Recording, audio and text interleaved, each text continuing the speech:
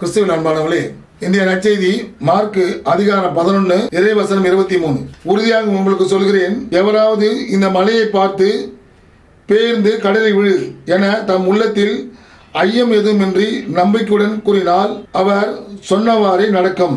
இல்லை, ஆண்டவர் இயேசு கிறிஸ்து என்ன சொல்றாருன்னா, நம்ம ப்ரே பண்ணுறப்போ ஒரு செயல் செய்கிறப்போ நம்ம பயம் இல்லாமல் செய்யணுன்றாரு. அந்த இஸ்ரேல் நாட்டில் அவங்க சரியாக மக்கள் மதிக்கலை, சரியாக கணி தரல.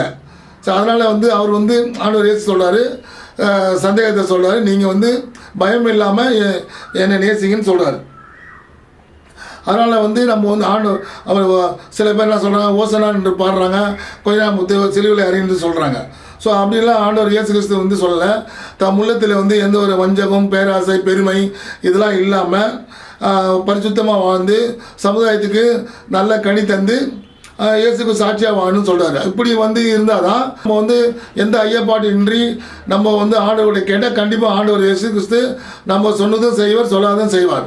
ஸோ கிறிஸ்துவின் அன்பானவர்களே, ஆண்டவர் சொல்கிற மாதிரி உள்ளத்தில் பயம் எதுவும் இன்றினார். உள்ளத்தில் பயமே இருக்கக்கூடாது. நல்ல விசுவாசோடு நம்பிக்கையோடு வாழணும். ஆண்டவர் இயேசு கிறிஸ்து நீங்கள் என்ன நம்பிக்கையோடு கேட்குறீங்களோ அது கண்டிப்பாக தருவார். உங்களையும் உங்கள் குடும்பத்தையும் பிள்ளைகளையும் ஆசீர்வதிப்பார். ஆமென்.